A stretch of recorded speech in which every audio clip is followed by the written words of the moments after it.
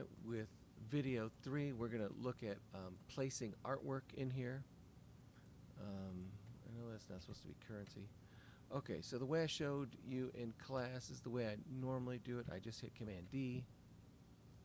Oh, well, okay. I'm going to escape right now. One sec. I'm going to show you one thing first. I have one guy hiding over here, and it's layers. Bring layers over here. Notice I have a type layer. Oh, look at that. My image is off. This image is not supposed to be there. It's supposed to be there.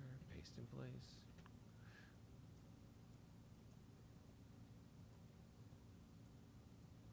I don't know why the background's on type, but I guess it doesn't matter. Okay, so for the most part I got it right. Types on type, images on images.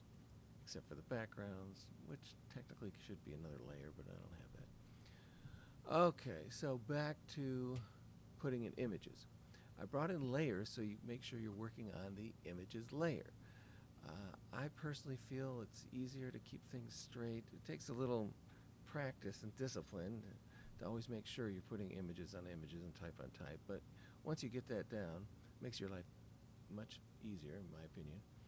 Okay, then you can just hit Command D and you could find an image and you could place, and InDesign will find that and say, hey, where do you want it? And you can draw a box, and I would reference the grid. This layers thing's getting in my way. And you could just draw that right there, and it goes across. Okay. And now, in the template, I've included these blue boxes. You don't have to use them. They're a suggestion for layout. I'll show you how that works. I'll probably do it with some images. So File, Place, same key command, Command D. And this time I need to go and find a bigger image, not so horizontal. So I need to find a photo really quick. Let's go to Cardinal Solutions Project. I think the fire department gave me a whole bunch of images. Client provided material. Okay, good. Okay. And then you can see that it drops in there. Obviously, you're not going to be working with photos, but it's good for you to learn how to size images. Okay, so two things I want to show you. One, if you've already drawn a box, when you select that box and then hit Command D, InDesign will know to put the image in the box. Notice the blue still's there until you make the image bigger. And now I can scale it. I'm using the scale tool. I'm holding shift. Well, it depends on how you have your set. I think most of us holding shift will scale proportionally. You do want to scale proportionally.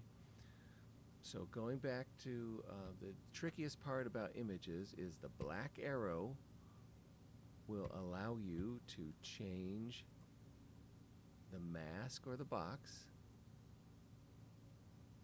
and the white arrow, and notice I had to click in space first, allows me to move or scale, and I'm holding shift, the image.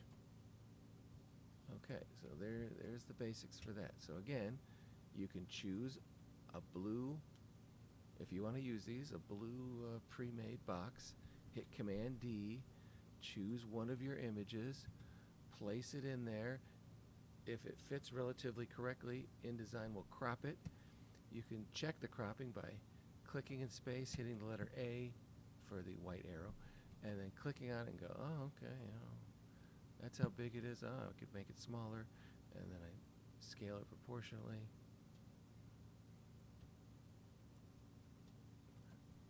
To figure out where it should go, etc. Okay, so that is your basic key to placing images. One thing you are going to want to check is once you place images, they become links. And if you move these around, if you rename these, if you move the InDesign file around, InDesign might get confused about where these things are. So if that ever happens, you come here, You pick the one that you think InDesign's confused about. Let's say it's this one. And then you click on the relink chain icon. And then you go and you find the image again, or a different one if you want to replace it. Let's see, fire department, client supplied images. Okay, training to, okay. And then it's there. There's my new image. All right, I think that's a good overview of working with images. So I will stop this video there.